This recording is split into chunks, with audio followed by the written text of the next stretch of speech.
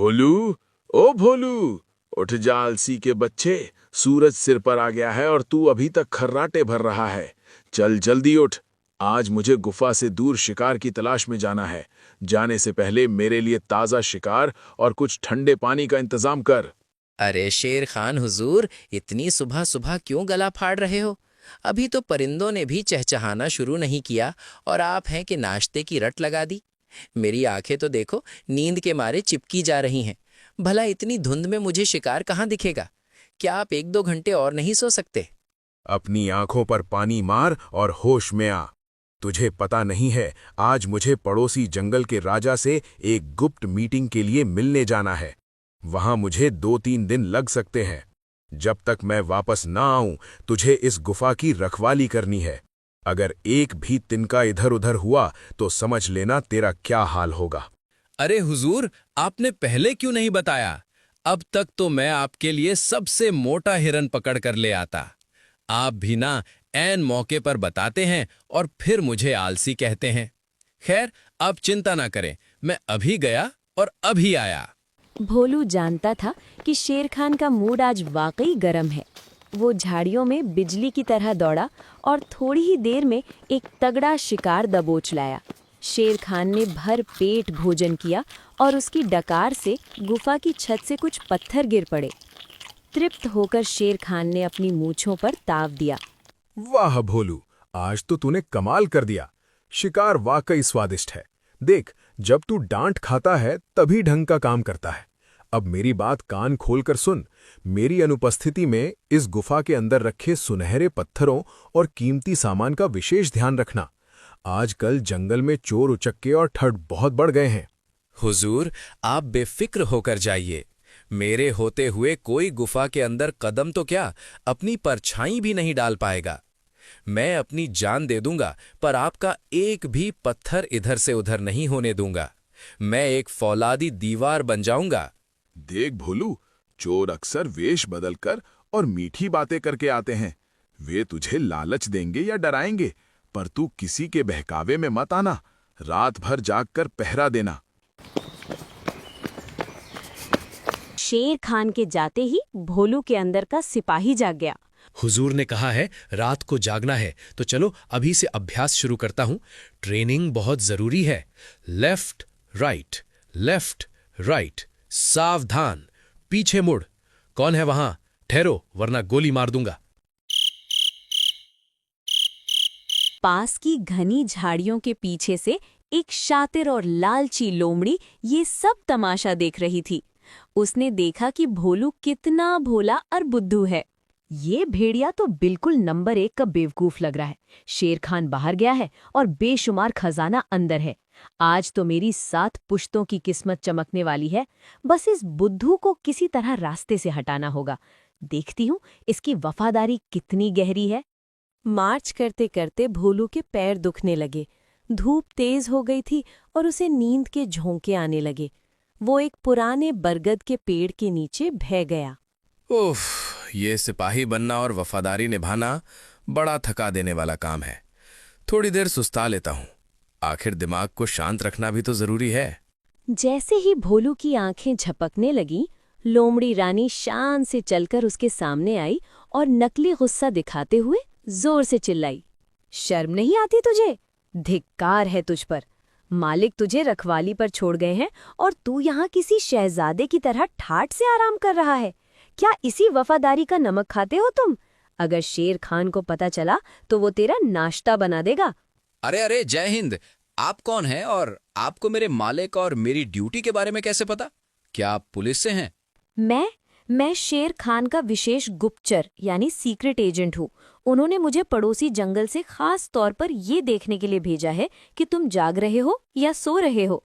उन्होंने जाते हुए मुझसे कहा था कि भोलू बहुत बड़ा कामचोर है, उस पर कड़ी नजर रखना। देखो, मेरा शक सही निकला। तुम तो यहाँ खर्राटे भर रहे थे। अब तो तुम्हारी रिपोर्ट देनी ही पड़ेगी। नहीं नहीं गुप्तचर साहब, मेरी रिपोर्ट मत खराब करना। मैं तो बस जमीन की आवाज सुन रहा था कि कहीं कोई सुरंग तो नहीं खोद रहा। मैं सो नहीं रहा था, मैं तो सोच रहा था। आप बहुत महान हैं। बताइए, मैं आपकी क्या सेवा कर सकता हूँ? देखो, मुझे बहुत जोर की प्यास लगी है। ड्यूटी के चक्कर में गला सूख गया है। यहाँ पास की पहाड़ी के पीछे एक जादुई झरना है। वहाँ का पानी शेर खान को बहुत पसंद है। वो पानी पीने से अकल बढ़ती है। जाओ, मेरे लिए और अपने मालिक के लिए वहाँ से पानी भर लाओ। तब तक मैं यहाँ पहरा देती हूँ। आखिर मैं भी तो उनका खास दोस्त हूँ। इतनी रात को पहाड़ी पर जाना? लेकिन अगर ये मालिक का जासूस दोस्त है और मैंने मना किया तो मेरी शामत आ जाएगी और जादुई पानी पीकर शायद मैं भी बुद्धिमान बन जाऊं। ठीक है साहब, आप यहीं रुकिए, मैं हवा की रफ्तार से पानी लेकर आता हूं। भोलू अपनी बोतलें उठाकर झरने की ओर सरपट दौड़ गया। जैसे ही वो ओझल हुआ, लोमड़ी के चेहरे पर शैतानी मुस्कान आ गई। वो बिजली की फुर्ती से गुफा के अंदर घुसी। वहां रखे कीमती पत्थर, मांस के टुकड़े और शेर खान का सारा कीमती सामान समेटा और जंगल के रास्ते रफू चक्कर हो गई। काफी देर बाद जब भोलू पहाड़ी से कीचड़ में लथपथ होकर वापस आया तो गुफा का मंजर देखकर उसके पैरों तले जमीन खिसक गई। अरे, वो जासूस साहब कहाँ गए और गुफा का दरवाजा खुला क्यों है? कहीं उन्होंने अंदर जाकर सफाई तो नहीं शुरू कर दी? अंदर जाकर देखते ही चिल्लाया, मर गया, खजाना गायब, मांस गायब, सब कुछ साफ। वो कोई गुप्तचर नहीं, वो तो महाचोर था। अब शेर खान मेरा कीमा बना देंगे और हड्डियों का सूप पिएंगे। पूरी रात भोलू डर के मारे एक कोने में दुबककर रोता रहा। अगली सुबह जब शेर खान थका हारा वापस आया तो भोलू ने बचने के लिए एक आखिरी दांव खेला और जमीन पर लेटकर जोर जोर से खराटे भरने लगा। भोलू उठोए, देख मैं आ गया। खजाना सुरक्षित है ना? किसी चोर की हिम्मत तो नहीं हुई अंदर आने की? हुजूर, आप आ गए? वो मैं तो प्रैंक कर रहा था। मैं देख रहा था कि आप खजाने को लेकर कितने गंभीर हैं, पर असल में असली प्रैंक तो उस लोमड़ी ने कर दिया। उसने कहा वो आपकी सीक्रेट एजेंट है और उसने मुझे जादुई पानी लेने भेज दिया। बाकी का आप खुद ही देख लीजिए। गुफा के अंदर खाली जगह देखकर दहाड़ते हुए, क्या तूने मेरी बरसों की जमा पूंजी एक मामूली लोमड़ी के चक्कर में लुटा दी? नीच, आज मैं तुझे जिंदा नहीं छोड़ूंगा। तूने मेरा विश्वास तोड़ा है। शेर खान ने एक लंबी छलांग लगाई और भोलू की गर्दन अपने मजबूत जबड़ों में दबोच ली। भोलू अपनी पूरी ताकत लगाकर हाथ पांव मारने लगा। बचाओ बचाओ हुजूर, आपके दांत बहुत नुकीले हैं, मेरी गर्दन कट जाएगी, मुझे छोड़ दो। अगली बार मैं जादुई पानी खुद नहीं पीऊंगा, सब आपको पिला दूंगा, बचाओ।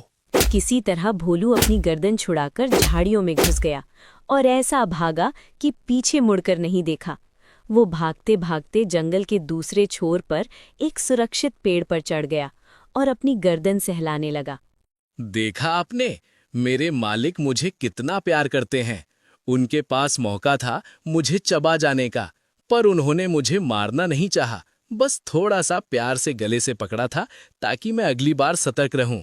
आखिर गलती मेरी ही थी और प्यार में इतनी नोकझोंक तो चलती है। अगली बार मैं भी किसी लोमड़ी को बेवकूफ बनाऊंगा। शेर खान के चंगुल से बचकर भागने के बाद भोलू भेड़िया कई दिनों तक जंगल के सुदूर कोने में छिपा रहा। उसे रह रहकर शेर खान की दहाड़ और अपनी गर्दन पर उनके दांतों की चुभन याद आ रही थी। लेकिन सबसे ज्यादा उसे दुख इस बात का था कि एक छोटी सी लोमड़ी उसे बेवकूफ बना गई। उसने कसम खाई, उस लोमड़ी ने मुझे आलसी से बेवकूफ बना दिया। अगर मैंने उस शातिर लोमड़ी से खजाना वापस नहीं लिया तो मेरा नाम भी भोलू नहीं। मैं उसे दिखा दूंगा कि भेड़िए सिर्फ खर्राटे नहीं भरते, वे शिकार का पीछा भी करते हैं। अब मेरा मिशन है, मिशन खजाना वापसी। भोलू ने अपनी जासूसी शुरू की। वो जगह जगह सूंघता फिरा और आखिर में उसे लोमड़ी के पैरों के निशान मिल गए। लोमड़ी नदी के किनारे एक आलीशान झाड़ी में अपना नया अड्डा जमाए बैठी थी और शेर खान के कीमती पत्थरों से खेल रही थी। वाह, क्या चमक है! वो बुद्धू भोलू तो अब तक शेर खान का नाश्ता बन चुका होगा और यहाँ मैं रानी की तरह जिंदगी बिता रही हूँ। बस थोड़ा सा और मांस मिल जाए तो मजा आ जाए। भोलू पेड़ के पीछे छिपा सब सुन रहा था। उसने सोचा कि अगर वो सीधे हमला करेगा तो लोमड़ी भाग जाएगी। उसने अपनी पुरानी तरकीब भेस बदलना अपनाने का फैसला किया। उसने अपने शरीर पर बहुत सारी कीचड़ और सूखी पत्तियां लपेट ली और एक साधु भेड़िए का रूप धर लिया। ओह, नेक दिल रानी, क्या इस गरीब मुसाफिर को थोड़ा सा रास्ता बता सकती हैं? मैंने सुना है इस इलाके में एक बहुत बड़ी जादुई तिजोरी जमीन के नीचे दबी है, लेकिन मेरी धुंधली आंखें उसे देख नहीं पा रही हैं। जादुई तिजोरी? बाबा, आप किस तिजोरी की बात कर रहे हैं और आपको कैसे पता कि वो यहीं कहीं है? बेटा, मैं हिमालय के ठंडे पहाड़ों से आ रहा हूँ। मेरे पास एक सोने की चाबी है जो केवल उस तिजोरी को खोल सकती है जिसमें शेर खान के खजाने से भी 10 गुना ज्यादा धन है।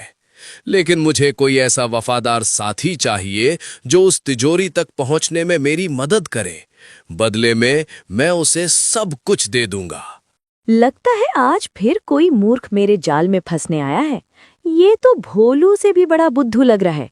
बाबा, आपकी खोज पूरी हुई। मैं इस जंगल की सबसे ईमानदार और वफादार लोमड़ी हूँ। चलिए, मुझे बताइए वो चाबी कहाँ है और तिजोरी कहाँ ढूंढनी है? चाबी तो मेरे पास ही है, लेकिन तिजोरी उसी पुरानी गुफा के पास दबी है जहां कभी शेर खां रहता था। पर सुना है वहां एक बहुत खूंखार रक्षक यानी गार्ड तैनात है। क्या तुम वहां जाने की हिम्मत करोगी? अरे बाबा, आप उस रक्षक की चिंता मत कीजिए। मैंने तो शेर खान के खास आदमी भूलू को भी चुटकियों में किनारे कर दिया था। आप बस मुझे वो चाबी दीजिए।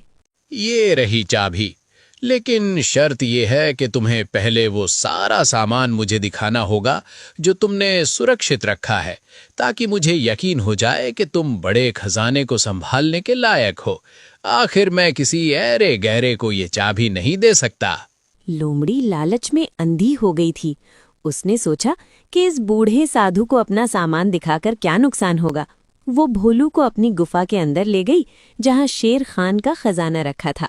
ये देखिए बाबा, ये सब मेरा कमाया हुआ धन है। अब तो आपको यकीन हो गया होगा कि मैं कितनी काबिल हूँ। अब जल्दी से मुझे वो चाबी दे दीजिए।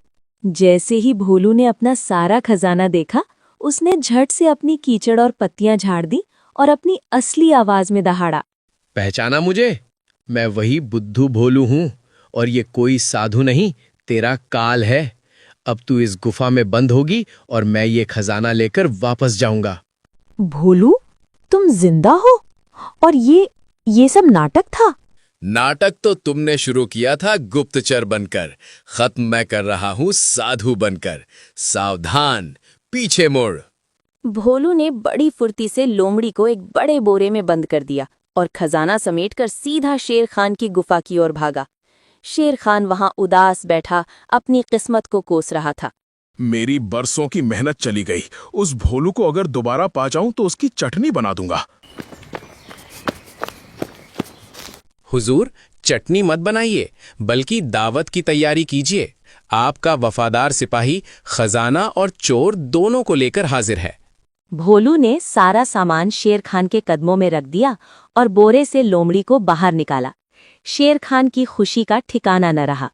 शाबाश भोलू, तूने तो मेरा दिल जीत लिया।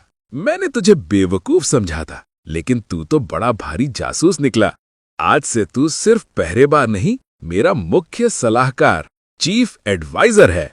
शुक्रिया हुजूर, लेकिन सलाहकार बनने के बाद क्या मुझे दोपहर में सोने की अनुमति मिलेगी? आखिर दिमाग चलाने के लिए नींद बहुत जरूरी है। हाँ, तू जितना चाहे सो, लेकिन जागते समय ऐसे ही कमाल दिखाता रहे। भोलू ने लोमड़ी को जंगल से बाहर खदेड़ दिया। उस रात शेर खान और भोलू ने मिलकर जश्न मनाया। भोलू फिर से गुफा के बाहर लेट गया, लेकिन इस बार वो सो नहीं रहा था, बल्कि अपनी नई वर्दी का सपना देख रहा था।